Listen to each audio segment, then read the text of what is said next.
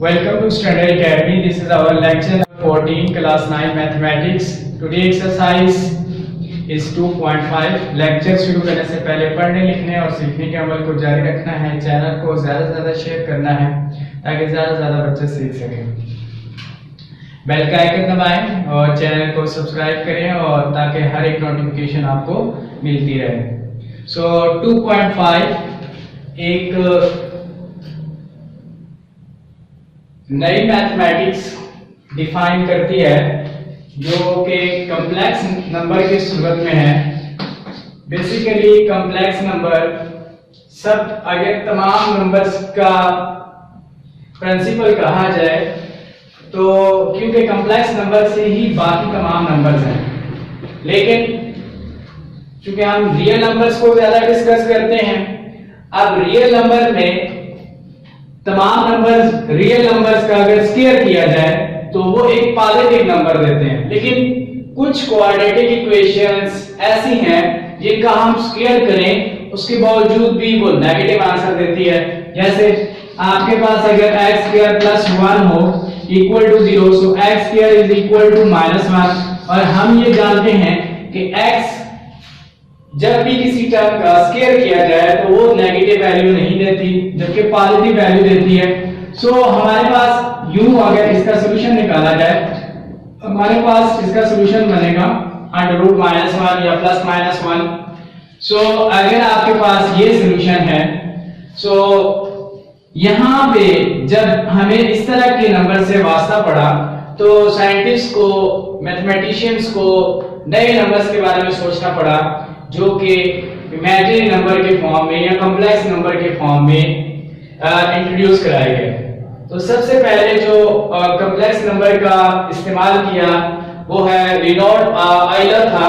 Leonard Euler इसने first time complex number को कहा कि ये जो अंडर रूट के अंदर माइनस की वैल्यूज हैं इसको हम क्या कहेंगे, आयोटा कहेंगे।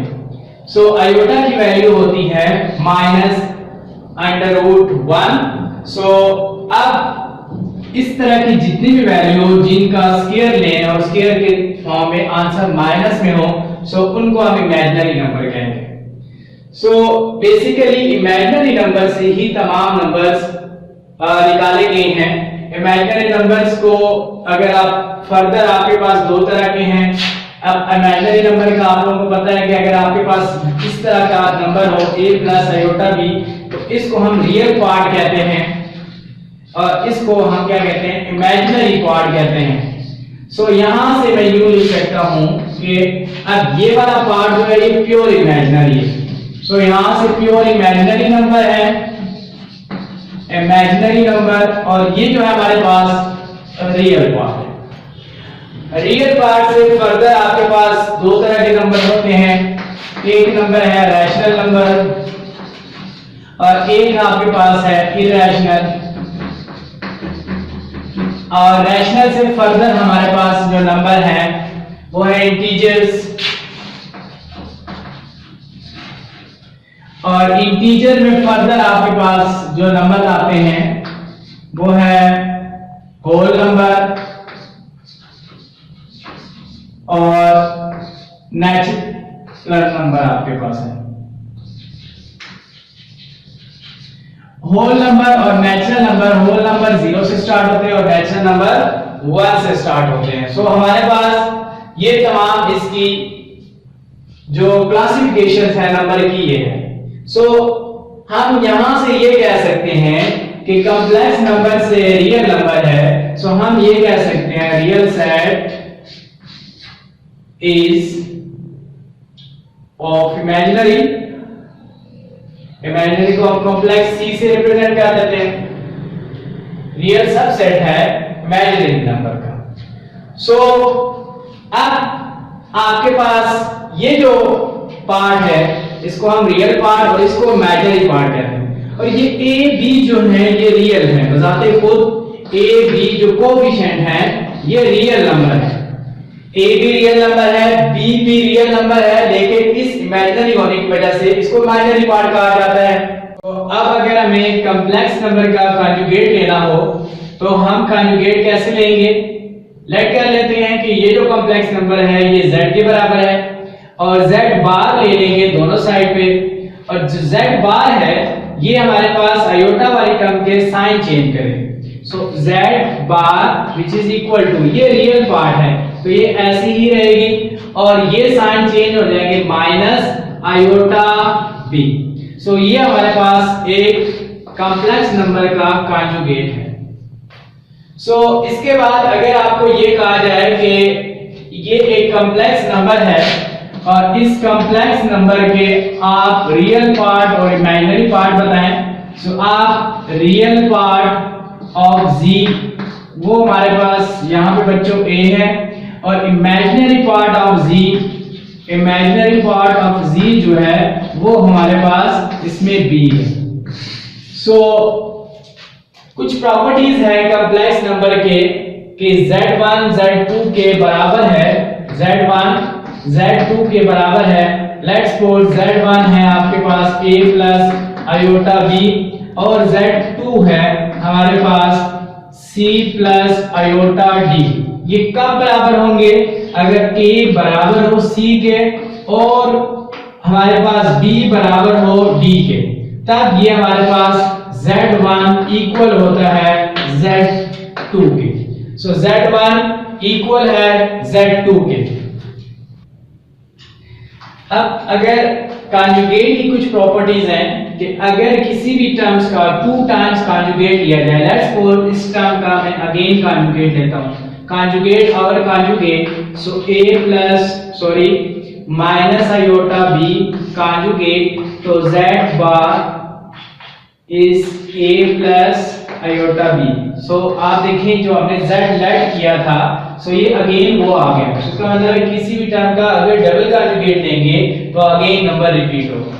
इसी तरह अगर आपके पास एक रियल नंबर है उसका conjugate z is equal to a, so इसका कॉन्जुगेट क्या होगा? a ही होगा। रियल नंबर का कॉन्जुगेट रियल नंबर ही होता है, इसके साइन चेंज नहीं होते। और अगर आपके पास प्योर इमेजिनरी नंबर हो, लेट्स सपोज आपके पास 3 आयोटा है, सो आप इसका कॉन्जुगेट लेंगे, सो ये हमारे पास बच्चों इसका कॉन्जुगेट बनेगा -3 आयोटा। ये हमारे पास वो तमाम थ्योरी थी जो इस एक्सरसाइज में यूज होनी है। सो अब हम 1 बाय 1 क्वेश्चंस करेंगे और क्वेश्चन में से भी पार्ट्स करेंगे जो मुश्किल हो और बाकी आप तमाम एक्सरसाइज को खुद सॉल्व करेंगे और इसकी प्रैक्टिस करेंगे। अब बच्चों क्वेश्चन नंबर 1 में आयोटा की पावर्स दी गई हैं, उनकी वैल्यूज को कैलकुलेट करना है हमने। जैसे कि आप लोग जानते हैं कि आयोटा किसके बराबर होता है? अंडर रूट -1 के। सो आयोटा स्क्वायर बच्चों किसके बराबर होगा? -1 के। सो हमारे पास ये वैल्यूज हैं जिनकी फैक्टर बना के हमने इसको सिंपलीफाई करना है। So iota is equal to under root -1 और आयोटा स्क्वायर बच्चों आप लोगों के पास -1 होता है। अब सॉल्यूशन हमारे पास आयोटा की पावर 7 को अगर हम पेयर अप करें तो आयोटा इवन नंबर बनाना है बेस में, उसके कोई भी करीबी इवन नंबर, तो 7 के करीब क्या है? 6 इवन नंबर है। आगे नहीं जा सकते, आपने उसके पीछे कोई इवन नंबर बनाना है, बिकॉज ऑफ जितनी पावर है उससे आगे को हम नहीं ऐड कर सकते, 8 तो नहीं ना बना सकते। सो आपने 6 लेना है। So iota power 2 raise to power 3, 2 3 जा 6, इसको मैंने यूं ब्रेक किया है। और हमारे पास ये हमें पता है, आइडेंटिटी है कि आयोटा स्क्वायर बच्चों किसके बराबर है? -1 के। सो इसकी जगह वैल्यू पुट करेंगे आयोटा की पावर 3, और जब भी किसी नेगेटिव नंबर की पावर ऑड हो तो ये नेगेटिव ही नंबर रहता है। सो -1 रहेगा और -1 multiply by iota minus iota, ये आंसर है। अब नेक्स्ट पार्ट है हमारे पास आयोटा पावर 2 का 50। सो आयोटा को ब्रेक करना है 2 की पावर्स में, तो iota 2 into 25 which is equal to 50। So iota raise to the power 2 बच्चों किसके बराबर होता है? आयोटा रेज़ टू पावर 2 -1 होता है। So which is equal to -1 raise to power 25 and then minus की पावर, अभी मैंने बताया आप लोगों को अगर ऑड हो, माइनस की पावर ऑड हो तो हमारे पास माइनस ही रहता है। सो -1 ही रहेगा और -1 आंसर होगा हमारे पास। अब नेक्स्ट बच्चों हमारे पास है minus iota whole raise to the power 8। So इसको मैं अलग अलग पेयर की फॉर्म में अगर लिखूं -1 की पावर 8 इंटू आयोटा की पावर 8, किसी बच्चे को कोई इशू नहीं होना चाहिए बिकॉज ऑफ -1 इस टर्म से मल्टीप्लाई हो रहा है। सो -1 की पावर 8 ऑड हो तो माइनस होता है, तो इवन हो तो +1। सो ये -1 क्या हो जाएगा +1, और आयोटा की पावर 8 को मैं ब्रेक कर रहा हूं, आयोटा की 2 into 4। सो दिस +1 वैनिश हो जाएगा, 1 मल्टीप्लाई बाय एनीथिंग हुई टर्म्स अगेन आती है। सो माइनस आपके पास प्लस आपके पास क्या हो जाएगा आयोटा की पावर 4, और आयोटा स्क्वायर बच्चों किसके बराबर है, आयोटा स्क्वायर -1 के। सो आपके पास ये बनेगा 4 -1, आयोटा स्क्वायर की जगह मैंने वैल्यू पुट कर दिया iota square which is equal to -1। So यहां पे आयोटा स्क्वायर की जगह -1 आ गया, -1 raise to the power 4 which is equal to +1, because of मैंने आप लोगों को बताया है कि अगर किसी भी टर्म की पावर नेगेटिव हो लेकिन उसकी पावर इवन हो तो वो प्लस हो जाएगी, और नेगेटिव हो उसकी पावर ऑड हो तो वो माइनस ही रहेगी। ये आप लोगों ने याद रखना है, बिकॉज़ ये +1 which is equal to 1, ये हमारे पास आंसर आ गया। सो ये वो पार्ट्स थे जो मैंने सॉल्व करने थे, रिमेनिंग पार्ट्स स्टूडेंट्स आप लोग खुद प्रैक्टिस करेंगे। अब बच्चों क्वेश्चन नंबर 2 में आपको कॉन्जुगेट लेना है। सो हमारे पास लेट कर लिया है कि नंबर ये जो नंबर है ये z की इक्वल है। सो टेकिंग कॉन्जुगेट आप लोग मेंशन करेंगे, टेकिंग कॉन्जुगेट एंड देन आपके पास z bar as we know conjugate का सिंबल है 2 + 3 आयोटा, यहां भी z बार पुट करेंगे, और ये बार बच्चों क्या करता है आयोटा के साइन चेंज करता है। सो आयोटा के साथ यहां प्लस साइन है तो ये -3 हो जाएगा। ये हमारे पास इस पार्ट का सॉल्यूशन है। सो अब यहां पे भी सेम हमारे पास पार्ट 2 है, और पार्ट 2 का सॉल्यूशन सबसे पहले आपने लेट कर लेना है, ये z की इक्वल है। अब सेम टेकिंग कॉन्जुगेट, अगर बच्चों कॉन्जुगेट लेंगे तो हमारे पास क्या होगा z bar which is equal to 3 - 5 iota, यहां भी बार आएगा, बार किसका सिंबल है कॉन्जुगेट का। सो हमारे पास क्या बनेगा z बार, जब कॉन्जुगेट बार को रिमूव करेंगे तो आयोटा के साइन चेंज होंगे, तो 3 + 5 आयोटा, ये हमारे पास रिक्वायर्ड आंसर है z बार का। सो ये दो पार्ट्स थे। इसी तरह अगर आपके पास नेक्स्ट पार्ट आप लोग देखें, सो हमारे पास नेक्स्ट पार्ट है which is equal to part number 4। Part number 4 है बच्चों लेट हमारे पास z is equal to -3 + 4 iota. So अगर -3 + 4 तो आपने क्या लेना है कॉन्जुगेट, टेकिंग कॉन्जुगेट। अगर इसका कॉन्जुगेट लें बच्चों तो क्या बनेगा z bar which is equal to -3 + iota. So z बार बच्चों क्या बनेगा -3, और इसके साइन चेंज करेंगे, ये अब साइन चेंज करेंगे तो क्या बनेगा -4 आयोटा। ये वो रिक्वायर्ड आंसर था जो आपको फाइंड आउट करना था। सो नेक्स्ट हमारे पास बच्चों है 5 पार्ट। 5 में भी आप क्या करेंगे solution, let z is equal to what, this is just 3 iota, सिर्फ प्योर इमेजिनरी है।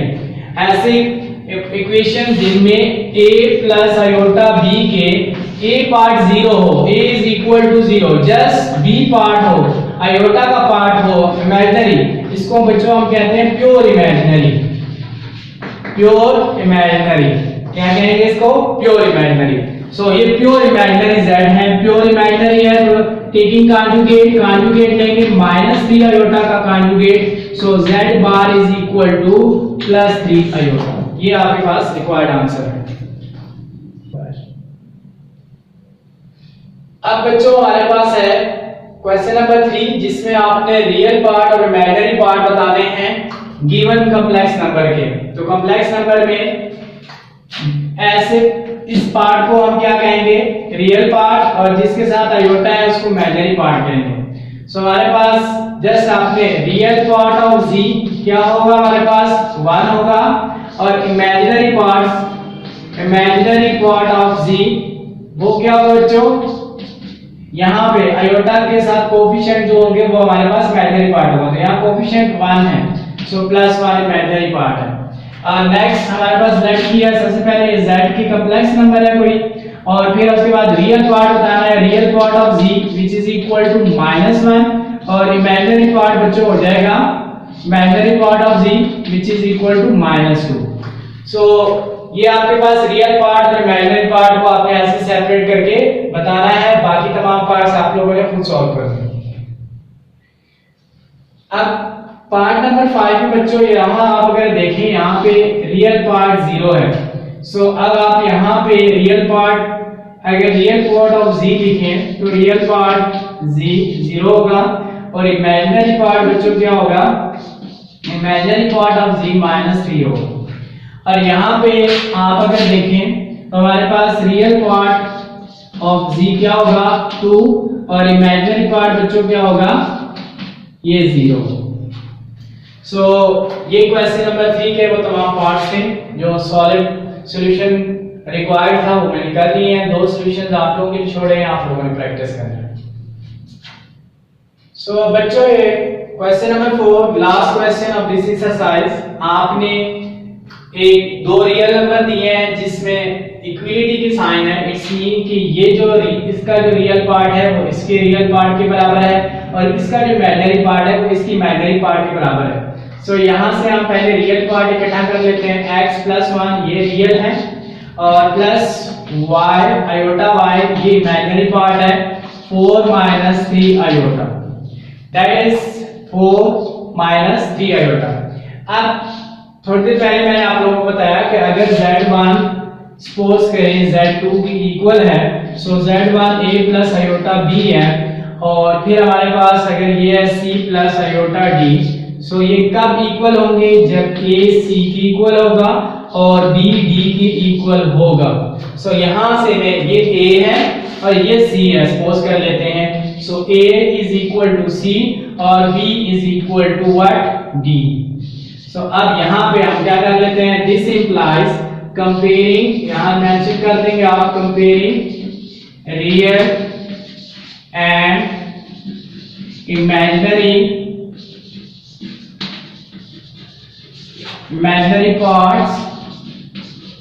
अगर रियल और इमेजिनरी पार्ट्स को कंपेयर किया जाए, सो x + 1 बच्चों 4 के बराबर हो जाएगा, which is equation number 1, and then आपके पास इंप्लाइज क्या हो जाएगा, imaginary part y is equal to -3, this is equation number 2। अब 1 को सिंप्लीफाई करेंगे फर्दर, सिंप्लीफाइंग